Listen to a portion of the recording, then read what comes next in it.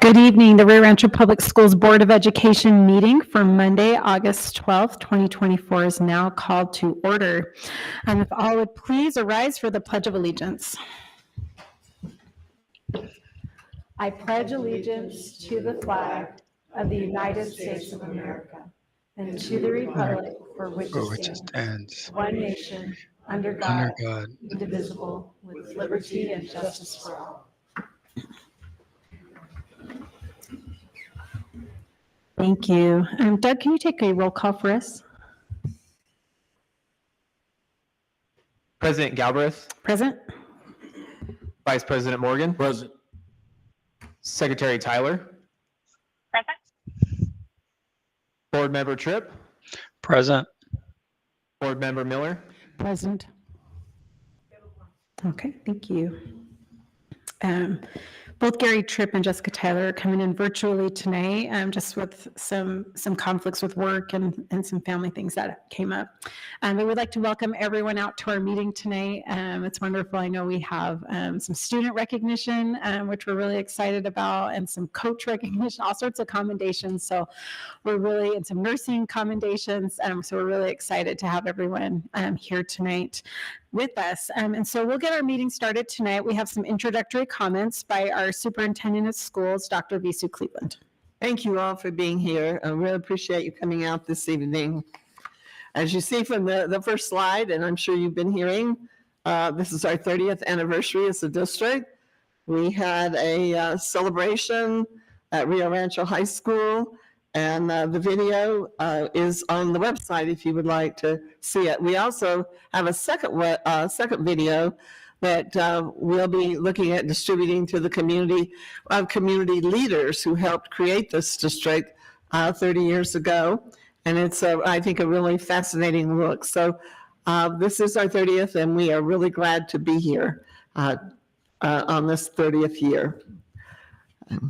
Finance Committee is a statutorily created committee, and it has the responsibility of budget oversight for school districts in New Mexico. And our Finance Committee met prior to the regular board meeting to discuss two important reports. One is the June monthly operational revenue and expenditure detail report, and the other is the June monthly operational expense overview report. These presentations were made by David Vigil, our Executive Director of Finance. This evening, we have an award recipient, Cassidy Bennett. The New Mexico Region 4 Scholarship recipient, Cassidy Bennett, will be recognized this evening. She was nominated by the Rio Rancho Board of Education for her many achievements as a student at Cleveland High School. So we welcome her and her family. Board Vice President Jeffrey Morgan will share comments also regarding Ms. Bennett, and Stacy Salinas, the assistant principal at Cleveland High School, will share some remarks about Ms. Bennett's achievements and why she was nominated for this award. And so again, Cassidy, congratulations, and we're so glad that you were with us this evening. We also have the New Mexico School Nurses Horizon Award. Sherry Carver, who is our Executive Director of Student Services, and Lynn Wheeler, Director of Nursing, will provide information to the board regarding a recognition that has been bestowed on Andrea Rice, who is our school nurse at Cielo Azul Elementary. I would have you know this is a really big deal. It's a very prestigious award. We congratulate Andrea Rice and thank her for her service to the nursing profession, as well as her commitment to Cielo Azul Elementary. I cannot emphasize enough, our nurses are such an important part of our school services, and we're really thankful to have a nurse at every one of our schools.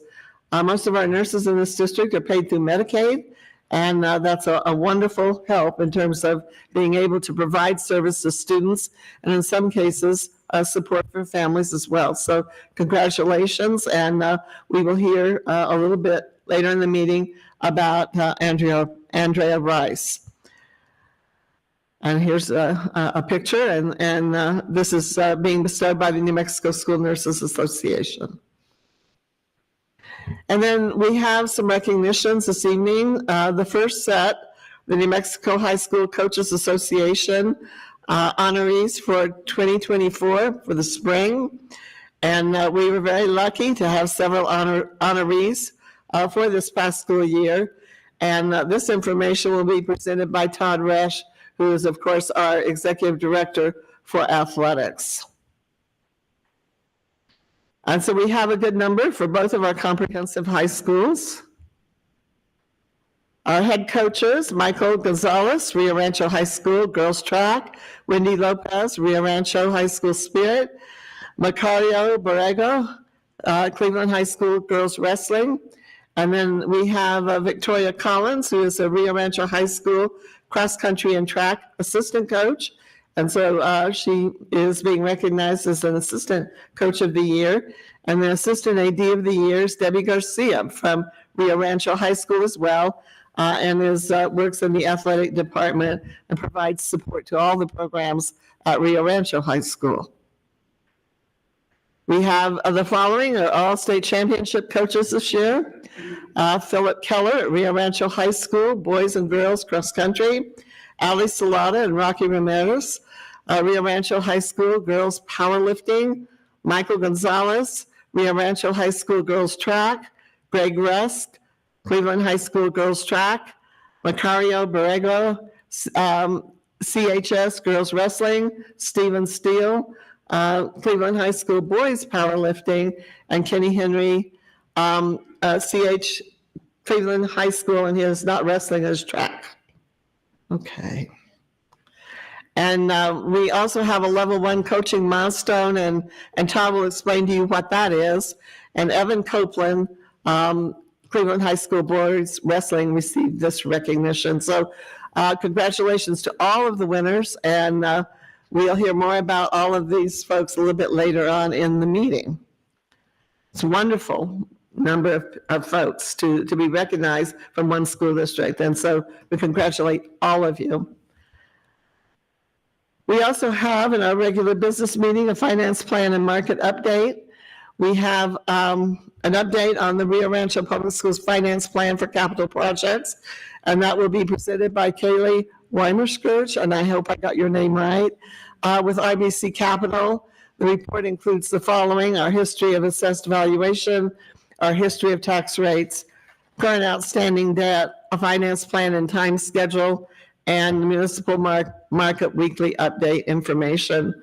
And so this is really important information, and you've had these reports before, and so we welcome Kaylee to our district this evening.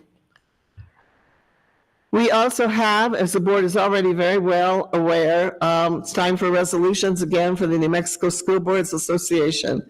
Each year, the Rio Rancho Public School Board submits resolutions for the New Mexico School Boards Association to consider for their legislative platform. This year is a 60-day session. It will begin on January 21st. It will end on March 22nd, which means all issues can be considered during the legislative session. The 30-day session is supposedly only for finance. That doesn't always hold true, but the 60-day session is when most of the major changes occur in our state. And so we work very closely with our lobbyists and with our staff to provide input on issues that are important to our school district. A list has been compiled based on the feedback that's been received from the board during regular meetings. I want to emphasize this is a preliminary list for the board's discussion only, and the board can certainly make any changes as they deem fit. And then final approval will be needed at our next school board meeting for submission to the New Mexico School Boards Association by September 9th, 2024. If you'll recall that we're not having that board meeting, which is why we need to have this issue resolved at the next one in August rather than the first meeting in September. We have a contract for the New Mexico Grads Grant. This is an instructional grant and a structural contract. Jessica Sanchez, the principal of Independence High School, is requesting the board's approval for renewing the Grads instructional contract. She will explain how this contract benefits Independence High School and will describe the school and district's contractual obligations with regards to this, this contract. I would want to really emphasize that Rio Rancho Public Schools and Independence have had a really long and successful association with the New Mexico Grants Program. It supports many of our students in helping them get through and earn that diploma, and we have appreciated that long association, feeling it's been very beneficial to our students. And you will see in the document references to the Socorro Consolidated School District. They are acting as the fiscal agent, and that's why they are part of that contract. And then adult meal pricing. Felix Griego, our Executive Director of Student Nutrition, will present a recommendation for the increase in the price of adult meals in the cafeteria. This request is necessary in order to be in compliance with USDA regulations and to protect our federal funding. So it's pretty much a requirement of school districts. We have checked and it is commensurate with other school districts in our region and in New Mexico. And then the last item will be approval of the superintendent's evaluation. President Galbraith will make a recommendation on the superintendent's evaluation. The board has met in executive session to review the evaluation and to discuss it with the superintendent. Are there any comments, questions, or concerns? Any questions from the board? No, good, thank you. Okay, thank you. All right, thank you. Appreciate it. Okay. We'll now go to approve the prioritized agenda and proposed time allocations. Board Member Jeff Morgan, I make a motion to approve the prioritized agenda and proposed time allocations. Board Member Beth Mueller, I second the motion. Okay, I have a motion by Jeff Morgan and a second by Beth Miller. All in favor? Aye. Aye. Any opposed? Gary, thanks. Okay, motion carries. Thank you, Gary. All right. I will now go into our commendations. We have our NMSBA region scholarship recipient, Cassidy Bennett, who's here with us. And so this will be presented by Board Vice President Jeffrey Morgan, and I believe with some help. And also Stacy Salinas, our assistant principal of Cleveland High School. So I want to just ask you to go ahead and come up, those who are presenting, and we'd love to have Cassidy come up too. And then Jeff Morgan, you want me to hand it to you, or you want to start with the assistant? They have the information. Okay. I'm just going to stand. Okay. My wife will do a much better job. Good evening, Dr. Cleveland, President Galbraith, and board members. While a student at Cleveland High School, Cassidy Bennett was an outstanding student who excelled not only in academics, but in her many extra and co-curricular activities. She graduated 5th in her class of 544 members, and Cassidy was always motivated and excelled in every aspect of her high school career. We at Cleveland High School congratulate her as the New Mexico School Board Association Region 4 scholarship recipient and wish her well in all of her life endeavors.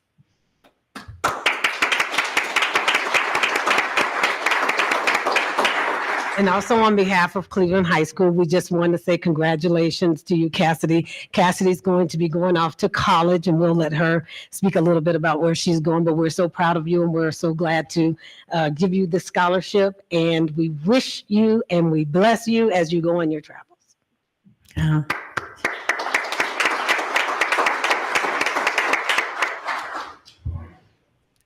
First, I'd like to thank the selection committee for selecting me for the scholarship. As Ms. Tony said, I will be attending an HBCU on the East Coast, Hampton University.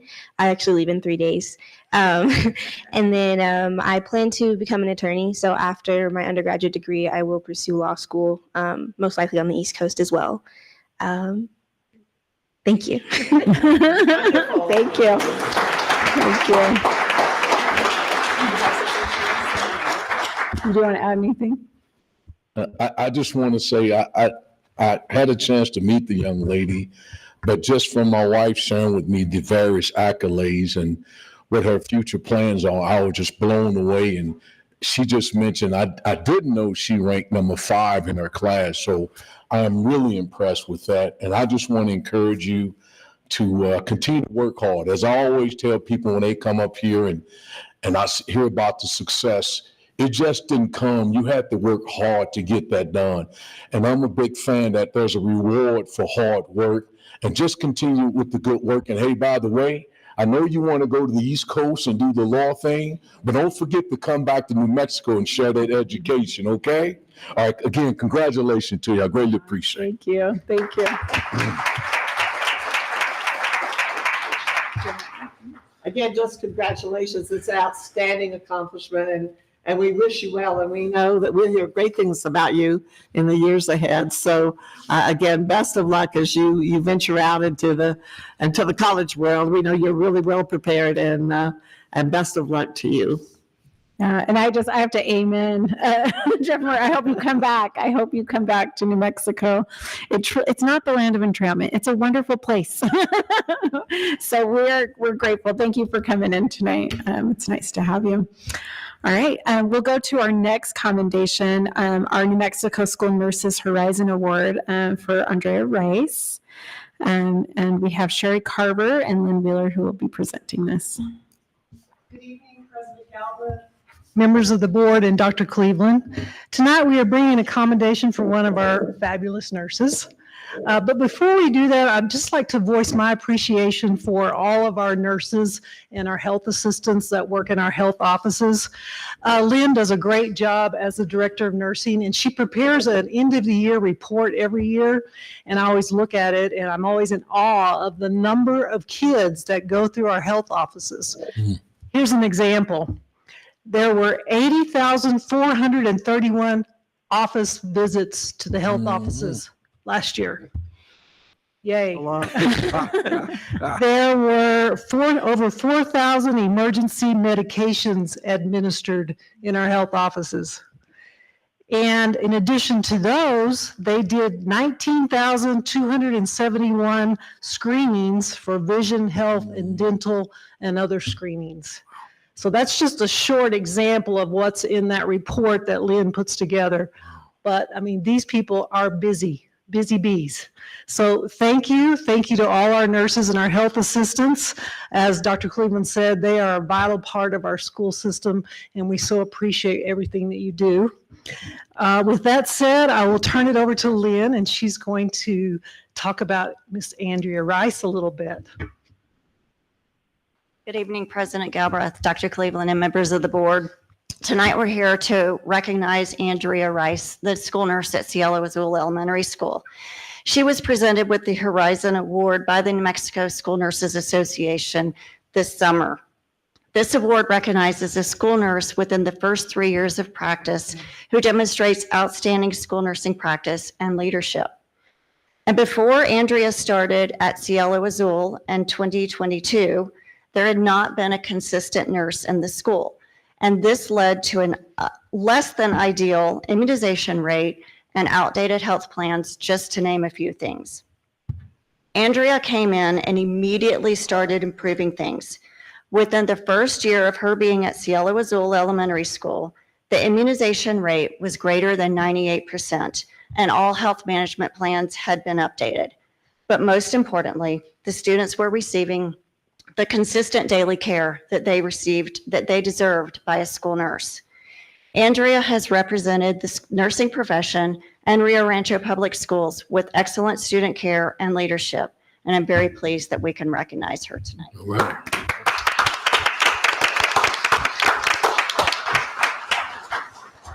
Are there any questions? No, but we'd love to have Andrea come up. I remember when Andrea was going through nursing school, and so it's actually really, really fun to see her here, and I'm just so excited to have you here. Is there anything you would like to say?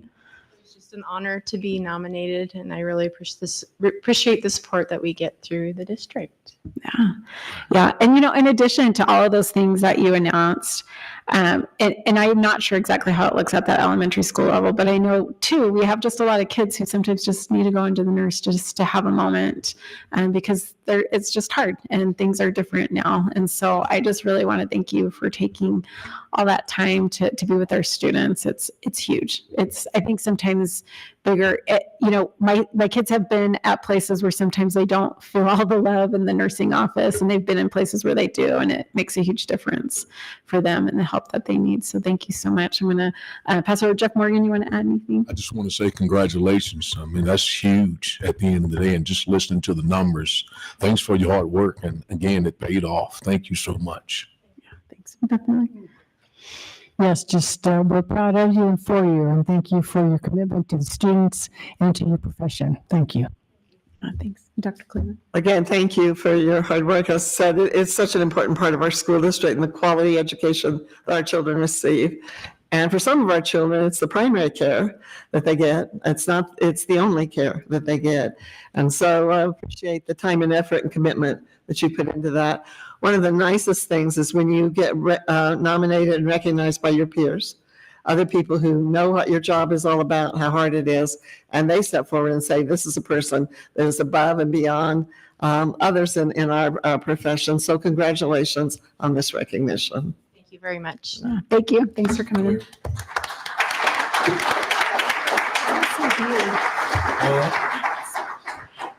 Gary or Jessica, did you guys want to add anything? I don't want to cut you guys off. Okay. No, I'm good. Congratulations.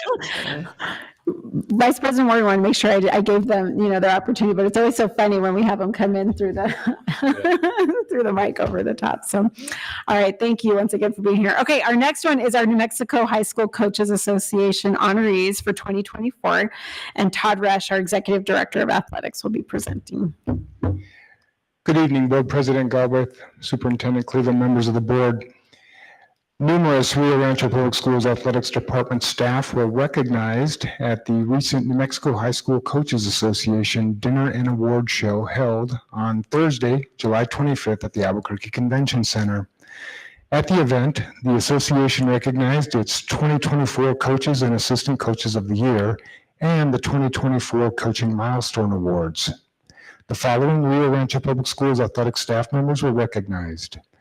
When I call your name, please come on up. Coaches of the Year were Michael Gonzalez, Rio Rancho High School Girls Track. Can we just go ahead and clap here? Wendy Lopez, Rio Rancho High School Spirit. Macario Borrego, Cleveland High School Girls Wrestling.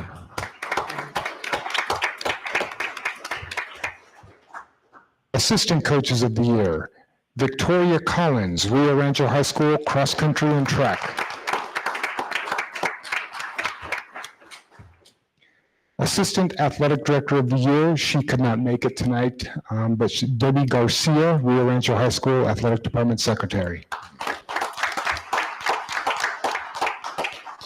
Some of our coaches are actually finishing up practice today, so they couldn't be here as well. And the state championship coaches, first of which was Philip Keller, Rio Rancho High School Boys and Girls Cross Country. Next is Ali Salada, Rio Rancho High School Girls Powerlifting. Joining her is Rocky Ramirez, Rio Rancho High School Girls Powerlifting.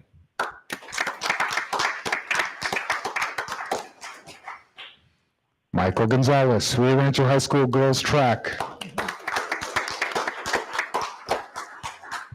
Greg Rusk, Cleveland High School Girls Soccer.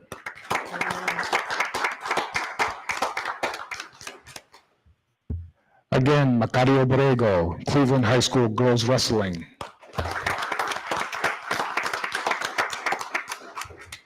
Stephen Steele, Cleveland High School Boys Powerlifting.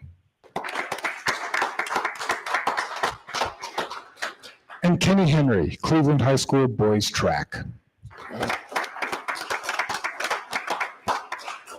In addition, we have the Level 1 Coaching Milestone. The recipient of that is Mr. Evan Copeland, Cleveland High School Boys Wrestling.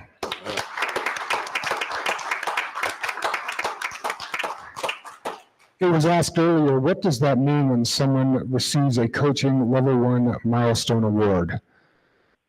Coach Copeland has 8 years as a head coach. His dual meet record as head coach is 131-5. He has 36 tournament championships, 4 district championships, 1 team state championship, 2 team state runner-ups, and 1 team third place. I'd like to acknowledge Mr. Evan Copeland.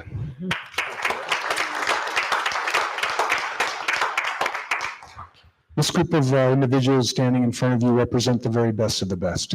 They're dedicated, hardworking coaches who serve as exemplary mentors to our student athletes. So once again, our New Mexico High School Coaches Association recipients.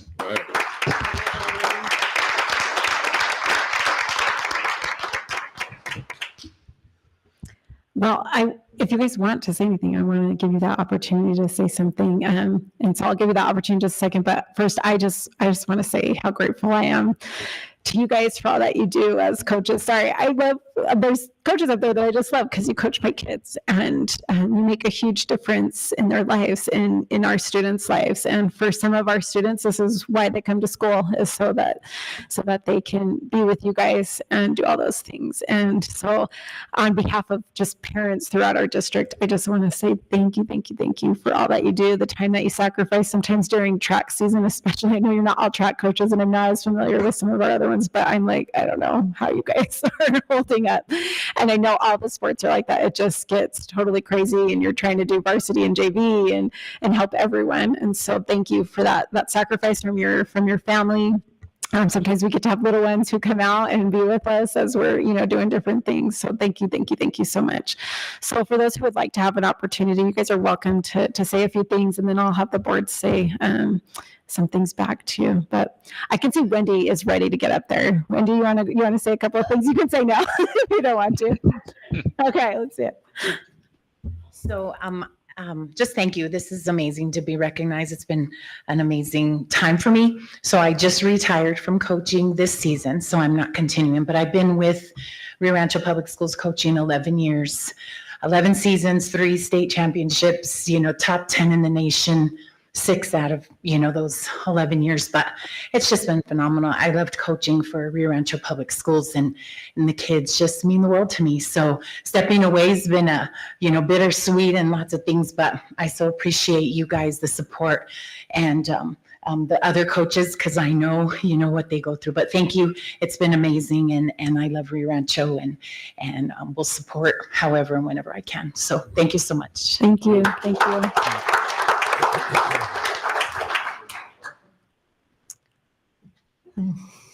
I'm Greg Rusk. I'm never afraid to speak.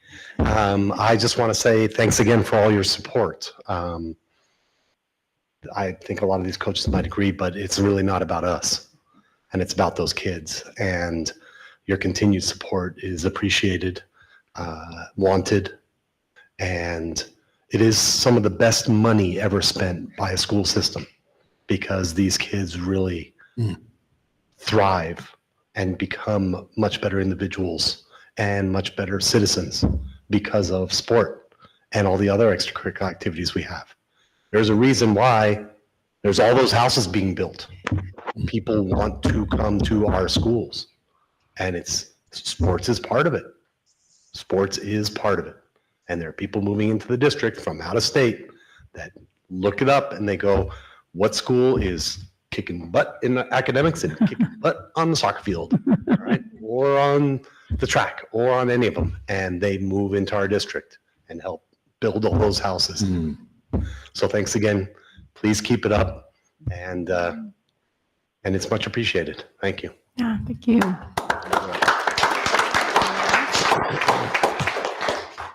Coach Bix. I just want to say also thank you to you guys. I was coaching as an assistant with Sal Gonzalez when he was the cross country coach, and now with Coach Keller. And I just appreciate my head coaches for trusting me to be their assistant, the parents of a lot of the children we have. And, they include all our families. I have my littles back there. But thank you to the district. Just again, like he said, kids want to come run for Cleveland and for Rio, and we are more than happy to help them. And it's just been a blessing to be a part of these programs. So thank you guys again. Right. Thanks. Anyone else? Good. Okay. Okay, so wait just a second. So Jeff Morgan, you want to say anything? I just want to say thanks. And again, you talked about the impact that's been made with the kids. It does make an impact. And not only does it make an impact, it makes a lasting impact. To your point, 5, 6, 10 years from now, these kids got something to reflect on with your coaching and your teaching. And I know a lot of times it's bigger than just coaching what's going on the field, but you're giving these young men, these young women, the opportunity to learn something from you that's going to impact their personal lives as well. So I just want to say thanks to all of you guys and keep up the good work. You're making a difference at the end of the day. So thank you. I appreciate it. Beth Miller, anything? Yes, congratulations to you all. You do make a big difference in these students' lives and the families as well. One of my sons, one of his high school track coaches is still a very dear friend, and he's been out of school for 30 years now. So you do influence your students throughout their lives. My granddaughter's in sports now in Colorado. She's in high school, and she's learning about time management and about teams working together in a lot of different areas. And it's because of the coaches and the time that you take with your students. So thank you very much. Appreciate it. Dr. Cleveland, you want to add anything? Again, congratulations. This is another example of peers recognizing other peers for their excellence in what they do every day. And I'm sure the board is very much aware that it's not normal to have this many people recognized from a single school district. So that's a real testament to your hard work. I'm very lucky. I had two boys who went through Cleveland baseball, and it made a tremendous impact on their lives. They're still friends with the team that they played with. It does change their lives, but it's the life skills. You know, the winning is important, the titles, all of that's important, but it's the life skills that students get out of that. And in our video, Todd Resch speaks about the experience. It's the total experience that it gives our students, makes them stronger students and better adults. And so we really thank you. You give hours and hours beyond what you were required to give, and it makes a difference. Many people come to this district because of our academic, our athletic, and our fine arts programs, and you make a major contribution to that. So again, congratulations for being recognized by your peers and for representing your individual schools, but also the school district in such a positive way. And I also want to thank Todd Resch for his leadership and support of our coaching staff as well. And goes to bat for you all a lot, and I want you to know that. But again, Todd, we thank you for your leadership in this effort. But again, congratulations to every one of you this evening, and thank you for coming out and letting us tell you how much we appreciate the work that you're doing. I just want to share this with you, just to give you an idea how much of an impact you make. One of my high school football coaches always had a saying, and I live by this today: proper, precise planning prevents poor performance. And I heard that in high school years ago, but to this day, not only do I teach that to other people, but I live by that. So that's just the impact that you guys make on kids, young men, young women's lives. So continue with the good work. I greatly appreciate it. Yeah. All right. Thank you. Thank you for coming in. I appreciate it. All right. Okay, we'll now go to our public comment. And so for tonight, usually we have an online forum. We also have in-person public comment, but tonight we have no public comment from our online form. Okay, but we do have one public comment that's here in person. And so just as a reminder, you have 3 minutes to give your public comment, and that we are unable to comment back to you. But as we listen to those public comments, those are things that we might put on a future agenda, and it's good for the district can discuss those things that are talked about in public comment. And so with that, we'd like to invite Tanya Harden to come and give us our public comment. And the timer will start just as you start talking.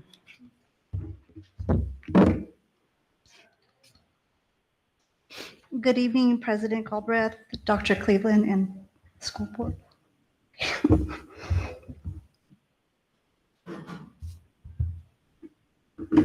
My name is Tanya Harden.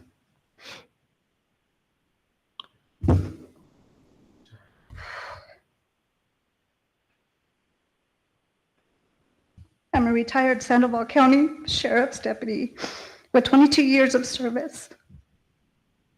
I am a resident of Rancho for the last 40 years, since 1984.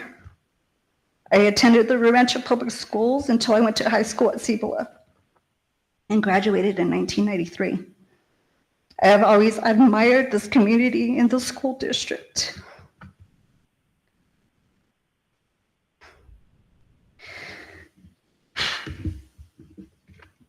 I had the privilege of meeting Officer John Francis when I was 12 years old, who introduced me to the Rancho Explorer program, which ignited me the passion for public safety.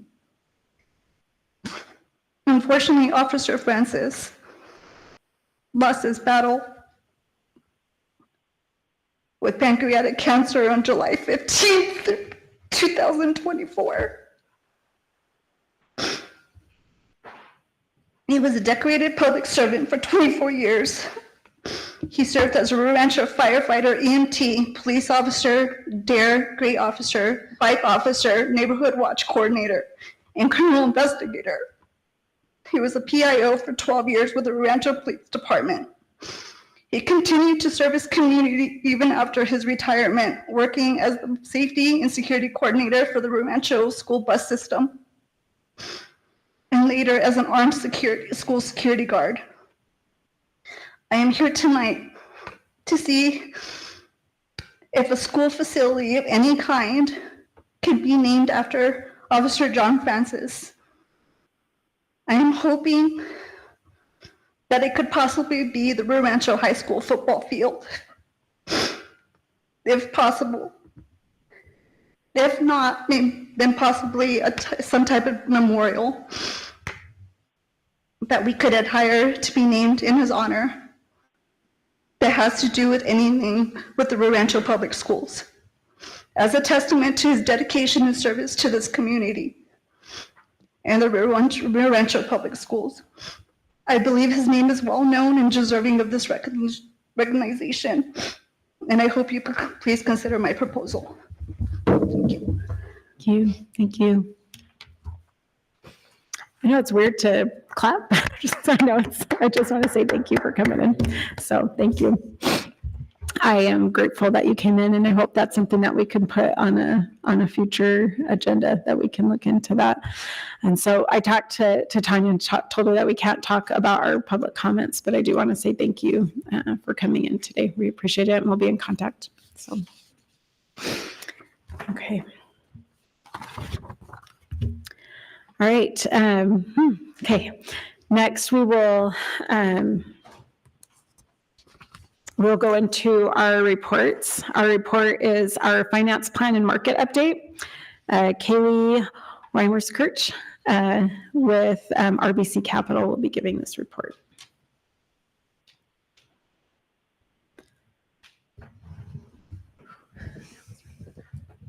Yes.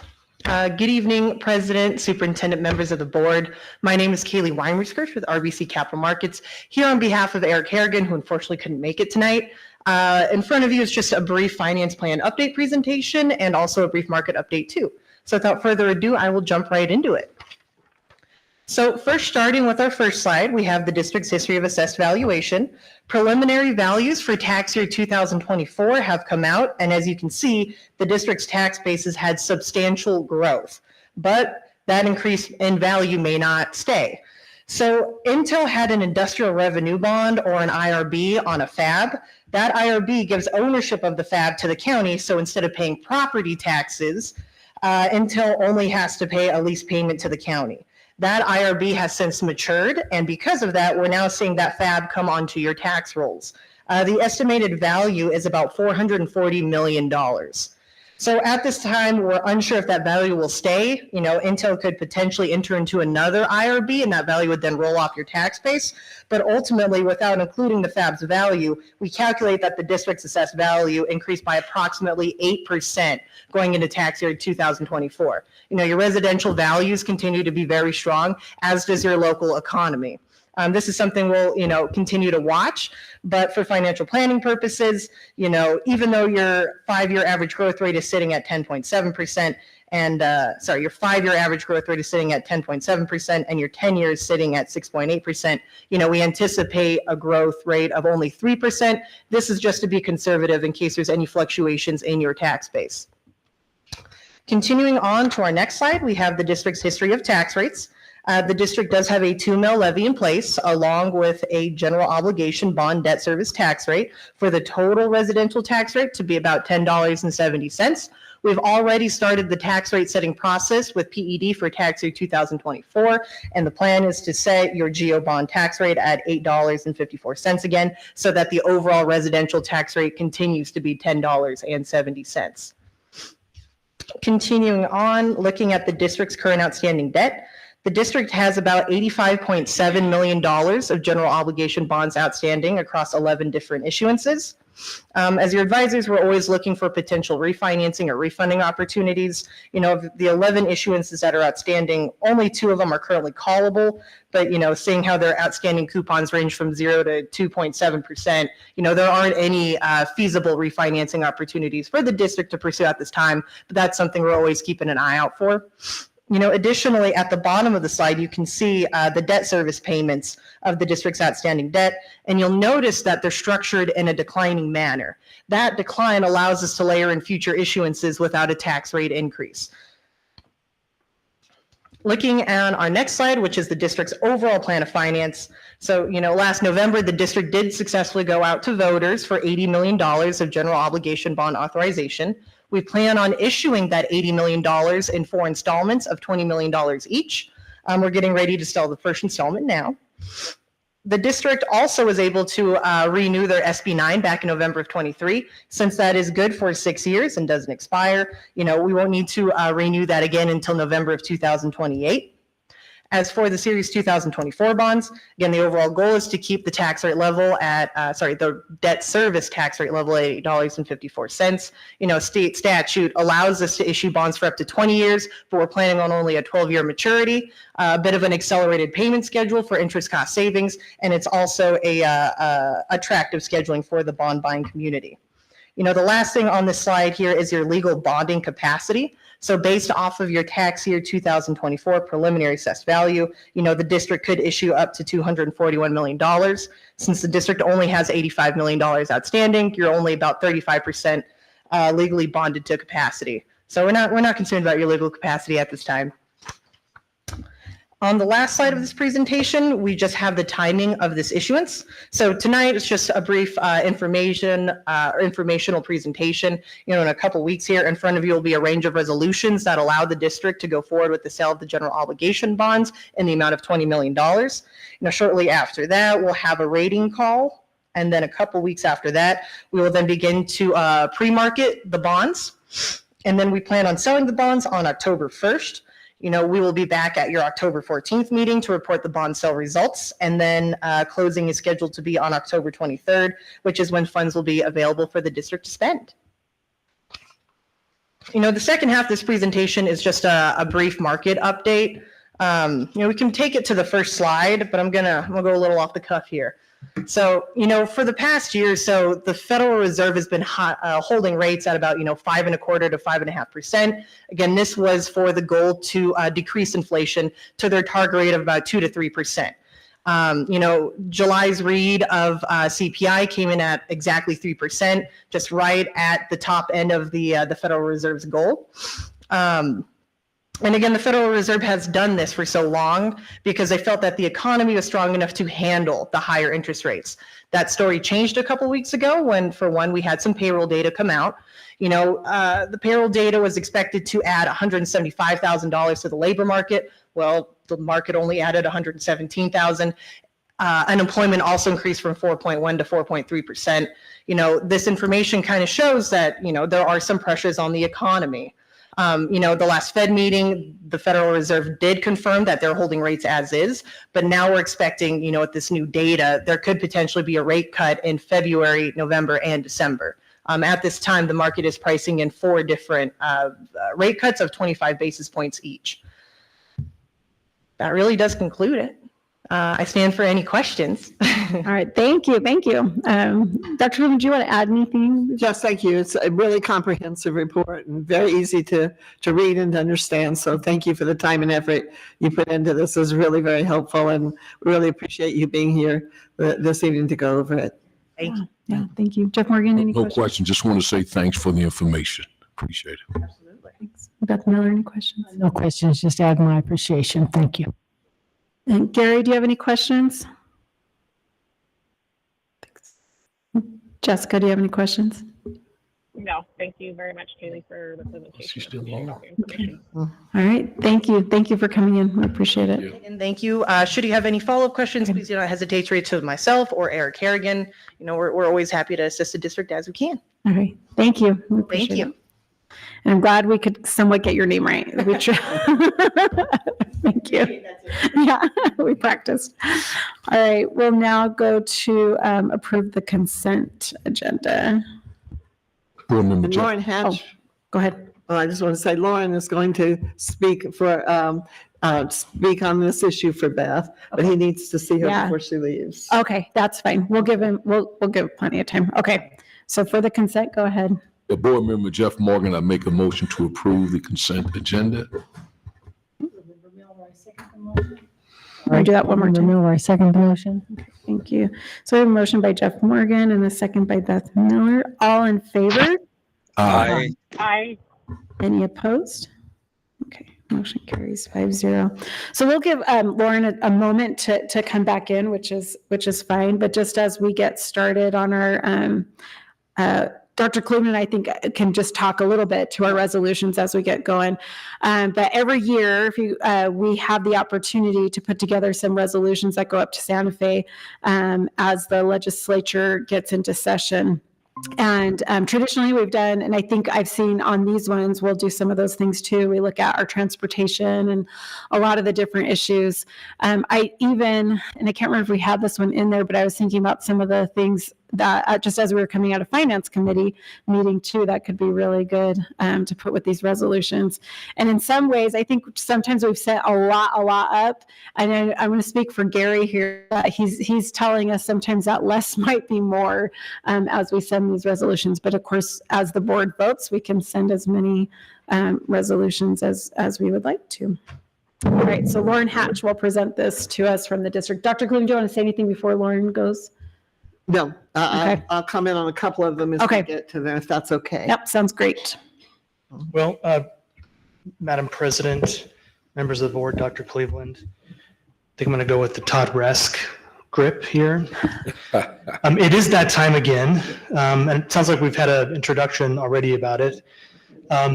If I could get slide number, let's see here. I apologize, I haven't practiced this. It is that time again. The legislative session's coming up. It's a 60-day one, like Dr. Cleveland mentioned. Starts on January 21st.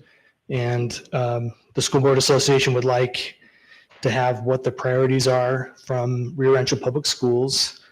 We know about the timeline coming up. The next slide has the items that had resolutions done last year in anticipation of the legislative session. Investing in CTE. Competitive benefits packages for educational employees, funding actual transportation costs, the support for school safety, school behavioral health services, teacher licensure advancement, and additional funding for special education positions. And we submitted those all last year. On the next slide, the staff has looked at those resolutions from last year and have recommendations about what the board could authorize resolutions on, and that's on this next slide. Continuing with investing in CTE, also hitting that competitive benefits package for educational employees. While we got the funding for transportation this year, it's really built into the budget bill, and so it's probably only good for 1 year. We want to make sure that that's a permanent change. It's been over a decade since the school district had enough money to cover its transportation costs. Continuing to support for school safety, teacher licensure advancement, going to something that's has more integrity than just the micro credentials that they've been asking teachers to do, and then additional funding for special education positions. And then another one that the staff came up with was adding. Some of the other districts are going to approach the legislature about providing extra funds to cover the radical increase that we've had in construction costs. So those are the recommendations. What does the board think? What is your mind? What would you like us to prepare for the next board meeting? Okay. Dr. Cleveland, what would you like to add? And then we'll go to. Well, I just, as I said, this is the first time in, I think, about 15 years our transportation was paid. And so we're so grateful for that. We want to be sure that gets institutionalized. It's something permanent, but it's made a huge difference. I don't know, given the shortfall this year, we had to deal with that on top of everything else, how very difficult it would have been. There'll be pressure to go back to the way it is because some other districts lost funding. Our goal is for everybody not to lose, everybody to get the money that they need to run their student transportation, including Rio Rancho. And so I think it's going to be a lively topic. Investing in CTE, you all are very familiar with that, but I think the key is 2 or 3 things. One is keeping the pressure on. CTE classes cost more. They cost more. They cost a lot more. And so right now that differential is not really addressed successfully in the formula. A French one is very important. A welding one is very important, but they have very different costs. And when we get the CTE building open, it's not like that's just one and done. I mean, you have to keep all that equipment up and going year after year. You have to replace it. You have to maintain it. There's just a lot of costs. So we have some strong advocates in our delegation, both sides of the aisle, that are really very committed. This is important. And there's one other component of that. The third is instructional staff costs more. And right now, most of our teachers are going to be paid through C&M. But there are some programs that are district programs that if we don't continue to work on our agreement, we might have to pick those up as well.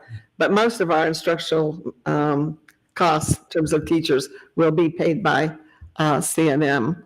I think you've heard a lot about competitive benefits packages for educational employees.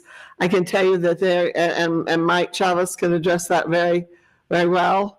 The increase in compensation has made a huge, huge difference in our applicant pool, the number of people we're getting and the quality of people that we're getting. And so it's not something we could just sit around and say, oh, this is great. Inflation goes up and those salaries don't mean quite as much as inflation has gone up. So we need to be sure that we keep looking at that package and the state funds it if they mandate it. I mentioned transportation, school safety. Mike Baker's spoken to you on several occasions about the increased cost of safety equipment, the new scanners at the comprehensive, so we're branching out to some other schools. Those all cost money. And there's no money in our formula in the state of New Mexico that addresses safety. And we need that. And that's the world we're living in.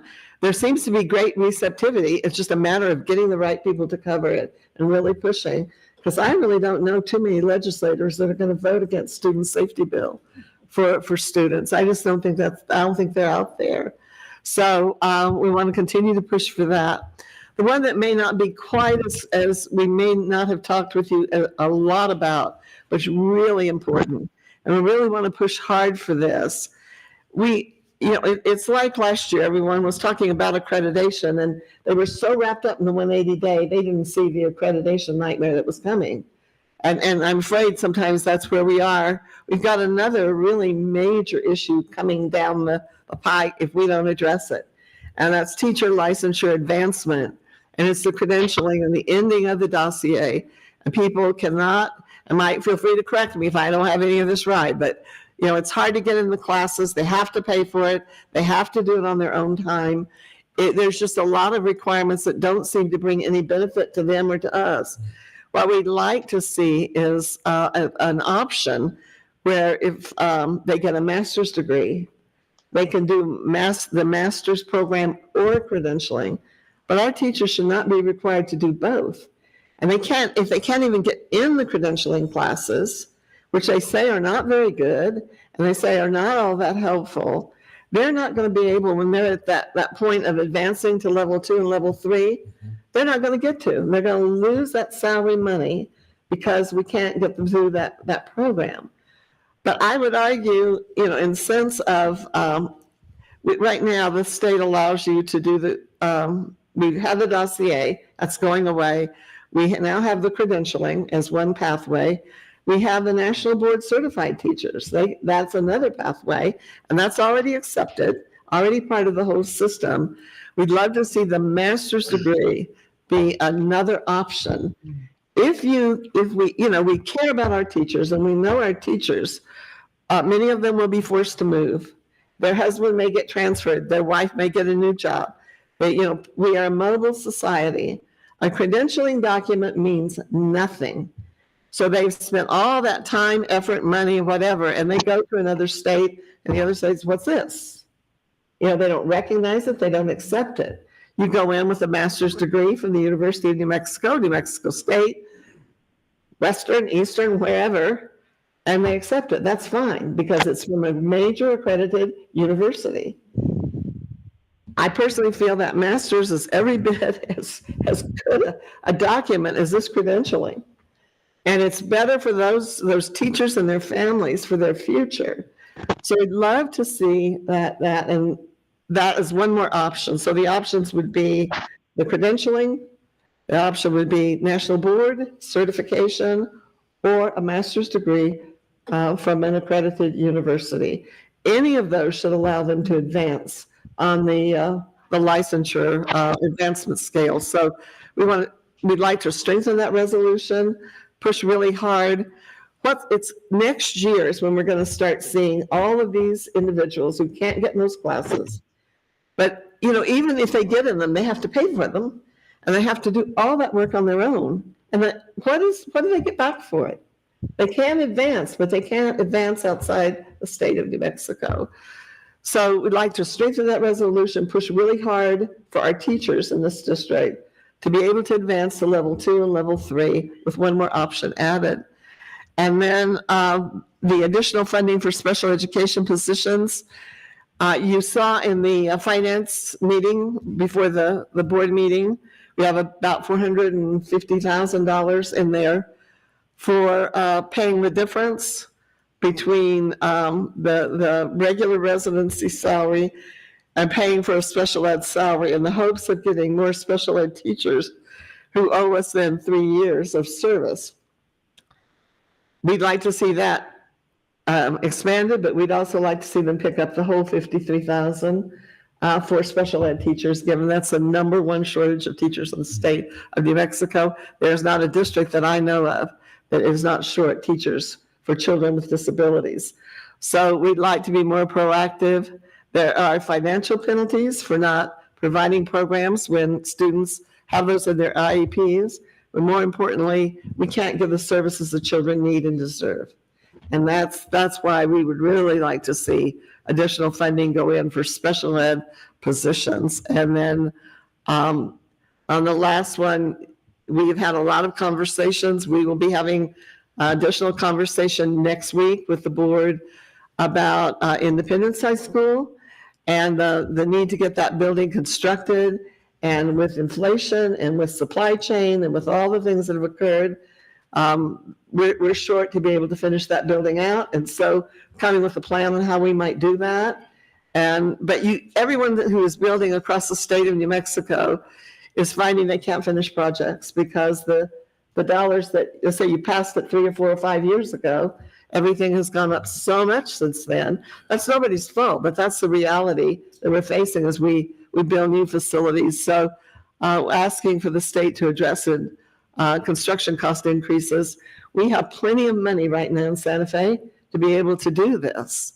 And it's not, the state is not short of funding. The advantage in my way of thinking is when you invest in construction, there's a long-term benefit for that facility, for the community for years and years. People can look out and see what that investment was. My tax dollars went to build that school. And I think it's long impacting in a community. So I would like to see them step up and help with and construction cost increases, which have just every construction project, I think certainly in New Mexico, but probably across the country, has had to shrink as a result of the increased costs if those projects were approved anywhere from 3 to 4 years ago, probably any more 2 years ago. So that's just some additional information on why we think these are so important for the board to consider. And we've tried to hit different areas that benefit different populations within our school district, but many of these impact every single child, such as transportation or such as having a highly qualified teacher in the classroom. Thank you. Thank you, both of you. Okay, so Gary, are you on? I don't know if you're I able am. to talk. Do you want to add some things or some of your thoughts? So Gary works on with NMSBA are you still doing that, Gary, right now? Yep, I'm Working still on on that the committee. resolution committee? Yes, I'm still on that committee. Okay, so I want to give you a chance just to say some things first in regards to these, just since you are able to do that. I think all the points that have been talked about so far are critical and important to the state of New Mexico and to our kids. I just seeing that or maybe it's a belief that you don't have to take it from me, but I do think less is better as far as me addressing needs, and I hate to see us have a list of 30 things, and when we only get 2 or 3 of them, we feel like we failed. But just my opinion, Madam President, and everyone that's listening, I do agree that construction costs have gone up enormously the last few years since COVID, and there's going to have to be a need to address that somehow. So I see construction costs as something that every school district can relate to. I also think school safety and a school safety fund with local autonomy built in, because the local district is going to know how to address the safety of their children, is probably the top priority at a student building level. I also think, just my opinion is that I think we've finally had a win after about 12 years on the transportation budget, and I would like to see and I'm talking about all school boards in the state of New Mexico, make a shift.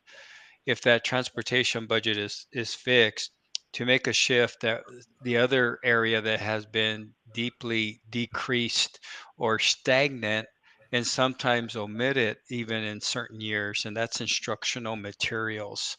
I think that if we've met our needs, at least got close to our needs in transportation line item, then the classroom instructional needs of those children.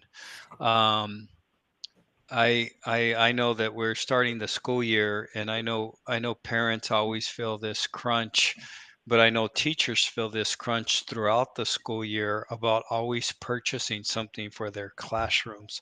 So I think the vast need of instructional materials is really needed in the state of New Mexico, and it's something that we could really rally upon. And then the last thing, and I know I usually try to have 3, but I do have a 4th, and it was kind of goes back to our legislative committee meeting, and I think that the state of New Mexico, especially the mid-sized districts, could gain a big win if if we had some type of money built into the SEG that would allow us to raise bus drivers, educational assistants, general educational assistants, school secretaries or school administrative aides, all those support positions. I don't think that we should be seeing a shortage or openings in Las Cruces or Rio Rancho or Roswell or Farmington or Carlsbad. I think there's enough of a population, but I think the cost of living in some of our communities doesn't make it feasible to have that job. And I think that it would be a way of somehow, I don't know how to word it, but those would be my top four: is construction costs, school safety with local autonomy, shifting from transportation to really building on the instructional materials line item that every district gets its fair share. So every kid gets the abundance of resources they need in the classroom as far as educational resources. And then that last part, all those support positions, I think the SCG or the could use a boost, at least in those particular areas. So that's my 2 to 3 or 5 cents. Okay. All right. Thank you. Appreciate it. Thank you. Okay. And then Jessica, did you want to add anything? I would just say, I mean, to me, these should be utilized in order to send the legislature a message as to what we need fixed permanently. These aren't, just initiatives that are important to a district for 1 year and then it's taken care of unless the state actually addresses it. And so to that point, I feel like a lot of our same initiatives are still out there because I don't think the state took enough action to permanently fix many of the issues for the resolutions that we had proposed last year. So things like funding for CTE, I think is still a must-have to change how we approach education and job readiness in our state. So I think that should still be on there. I do agree with Gary that, maybe we don't submit 12 or 18 and that we try to keep it down to, maybe 6 or 8 if we can. But again, yes, transportation we ended up okay with this year, but it's not that it wasn't taken care of in a permanent fix. And so that's where I feel like maybe that we still need to have transportation on there as well. Okay. All right. Thank you. Beth, what do you? Well, all of these recommendations to me seem like they would be pertinent to all the school districts in the state, so that the collaboration matters in terms of dealing with the legislature. I think these all sound vital to me for the education of our students and the support of our staff. So I'm just listening and learning basically, but they all sound very vital to me. Thank you. Yeah. So I guess and I'm going to go over to Jeff here in just a second, but I realized I probably should give you some more information a little bit on this. So as we send all of whatever we decide, we can send all of these up, or Gary was suggesting maybe a few less. What happens is that, so we send those to the New Mexico School Board Association, and then the committee that Gary sits on, they look through all the resolutions that have been sent from all the different school boards. And then they decide in that committee which ones they are going to send up to Santa Fe, basically. And still, even with our district, so sometimes ours are taken from New Mexico school boards. I think we've actually had some pretty good success with them taking some of our resolutions in the past. But I think in the past, one time at least, we have sent even just our own resolutions up to Santa Fe, despite some of the things that the New Mexico School Board Association has taken. We've also gotten together with other districts in the past. Perhaps that was during COVID time, where we've created a resolution just with a group of districts. So there's different things that can happen, and these ones will be specifically just sent to the New Mexico School Board Association. So hopefully that was helpful. Jeff.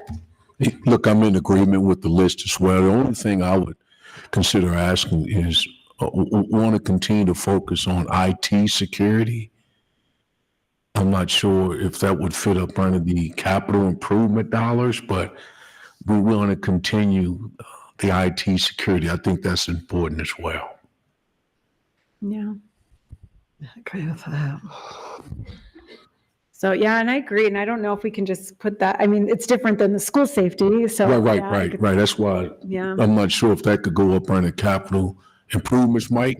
Could it go up under there?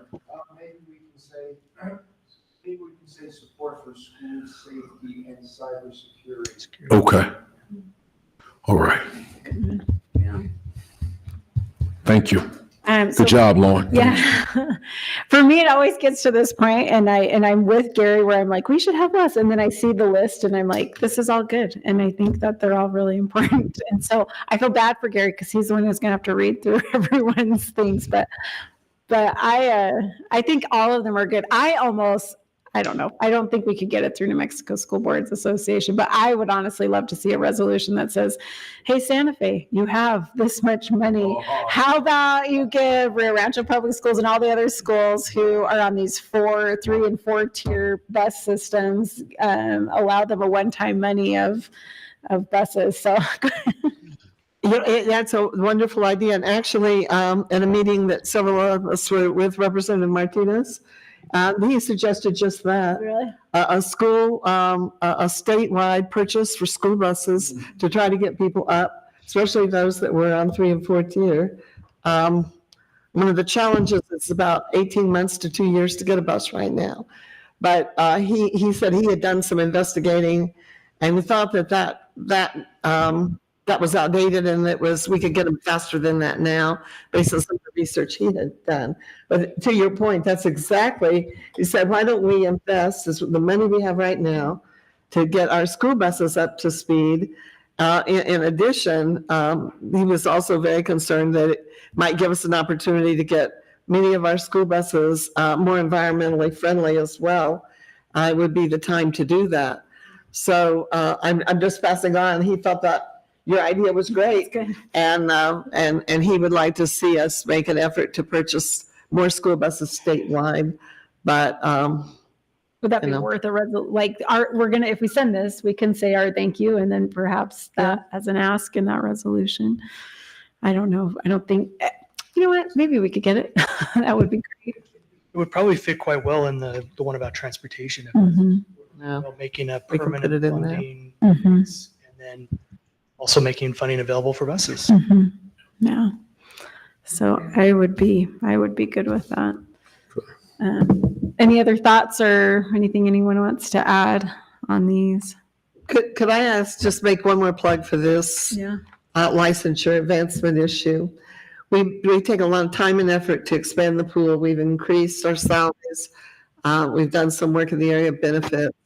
We are losing teachers because of this forced credential. They are saying, I won't do it and I will leave and I will go back home wherever I'm from if I'm forced to do this. So it's actually becoming a retention issue for school districts. And so we've got all this time and effort to get the pool larger and more, higher quality. And now we're just losing those folks because they don't want to do this. And so it just seems to me to be so self-defeating. Madam President, it sounds to me like we want to do basically the resolutions recommended by the staff with the inclusion of the notes from the meeting today. Does that sound right? That sounds right to me. You want to? Is that how I want to make the motion on this? I think that would be good. Are we ready for the motion? I think we're ready for the motion. Okay, Board Member Jeff Morgan, I make a motion for the consideration topics. How do I want to say this? In the presentation with additional notes. Yeah. Correct? Yep, and we'll draft those resolutions. Say it again. And we'll do the drafts of the resolutions. And we'll redraft the resolutions. Yeah, basically what you're doing is giving direction for the staff to draft resolutions based on the list and the comments tonight. Okay. For consideration at the next meeting. All right. Is that good? Yeah. Do I need to say that again? So moved. Okay. Board Member Beth Miller, I second the motion. Thank you, Lord. Okay, so we have a motion by Jeff Morgan, a second by Beth Miller. And Doug, can you take a roll call vote for us on this one? Vice President Morgan? Yes. Secretary Tyler? Yes. Board Member Tripp? Respectively, no. Board Member Miller? Yes. President Galbraith? Yes.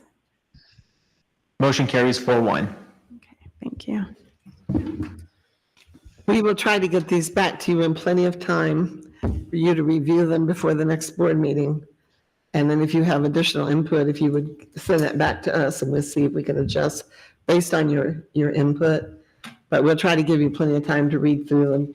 We do need to try really hard to have them come before the board for a vote at the next board meeting. Okay, okay. All right, sounds good. Thank you, Lauren Hatch, for presenting those.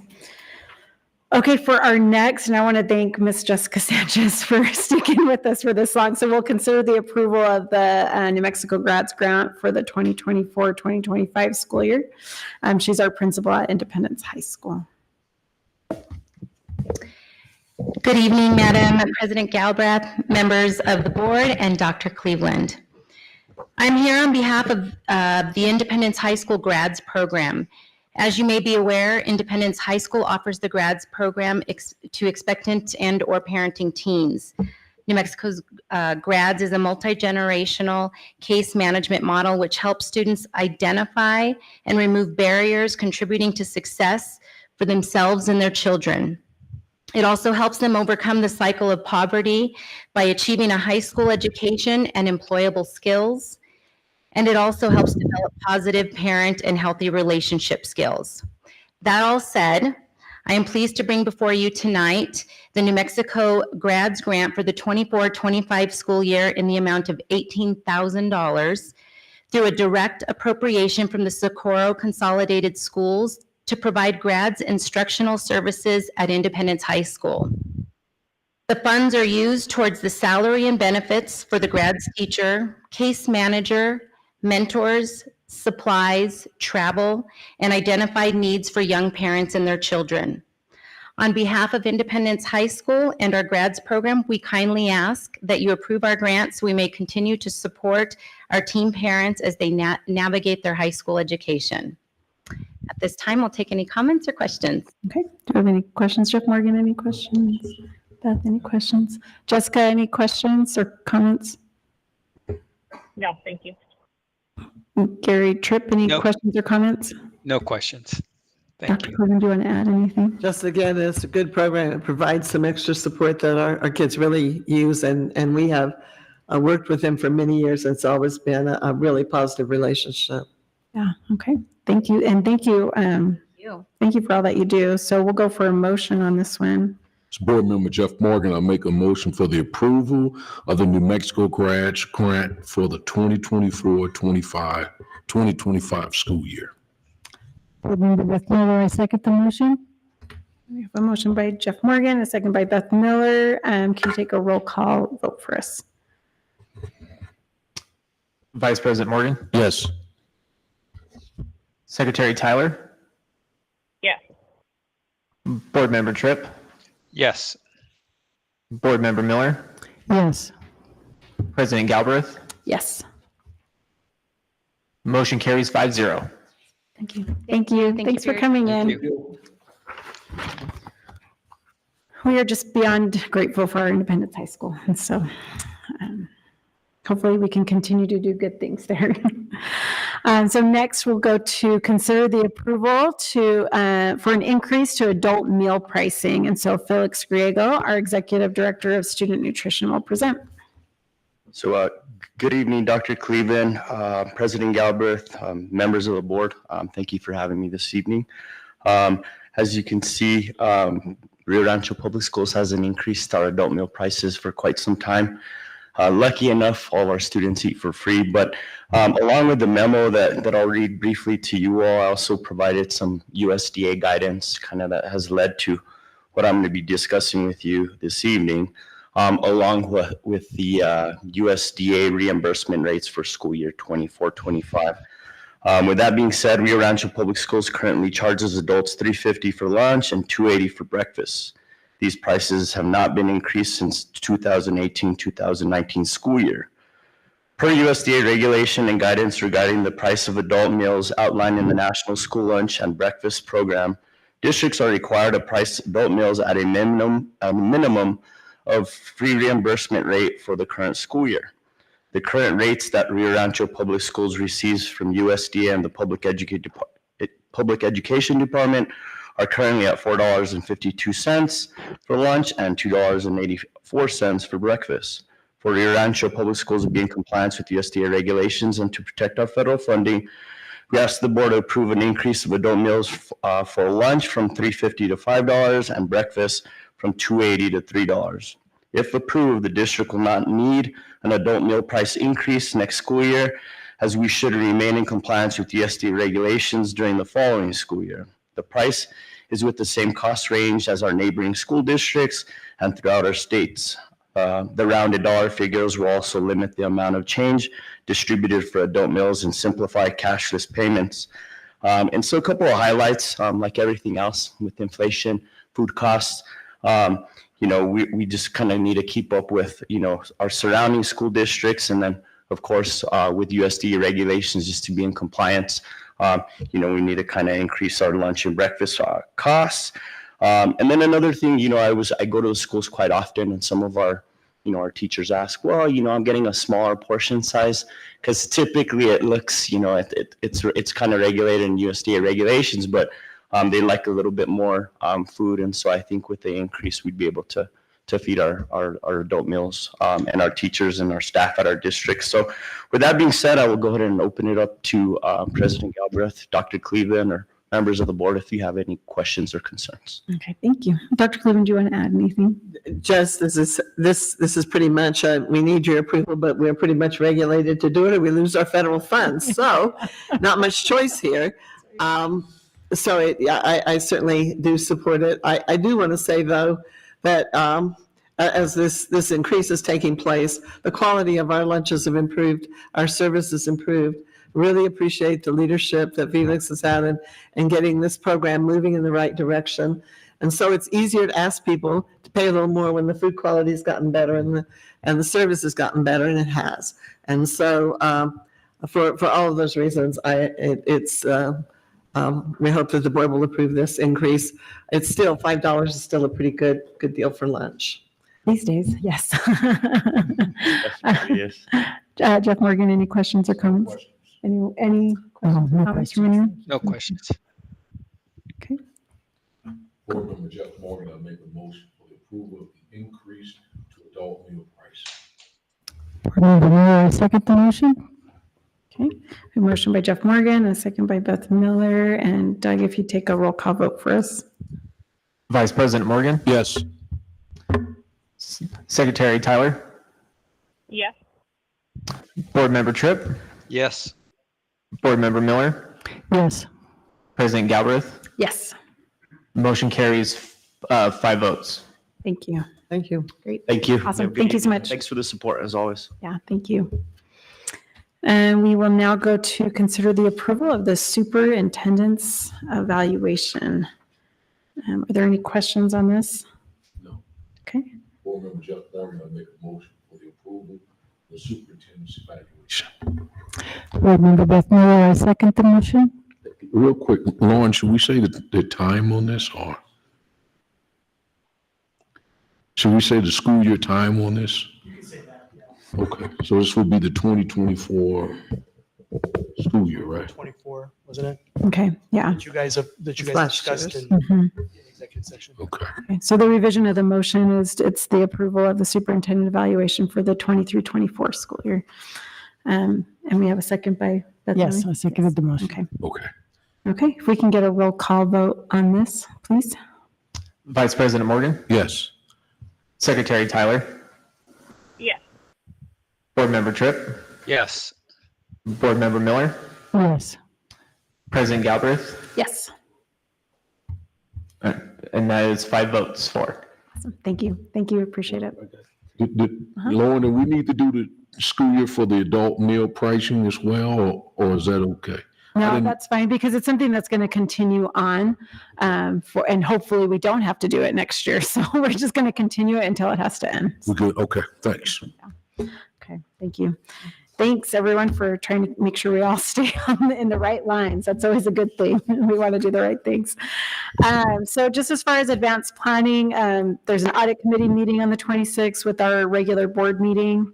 The 2nd, there will be no school for Labor Day. The 5th, there's an arts integration workshop at the Rancho Public Schools boardroom. And then there's a change on the September 9th meeting, right? It's that meeting. There's a change on the September 9th meeting. That meeting will be changed and will happen just on the 23rd, correct? Or did we change it to the 16th? I can't remember what we did. So September 16th will be that meeting. And so any questions on advanced planning from anyone? No. Okay. So with that, our meeting's adjourned for tonight. Thank you. No, I've got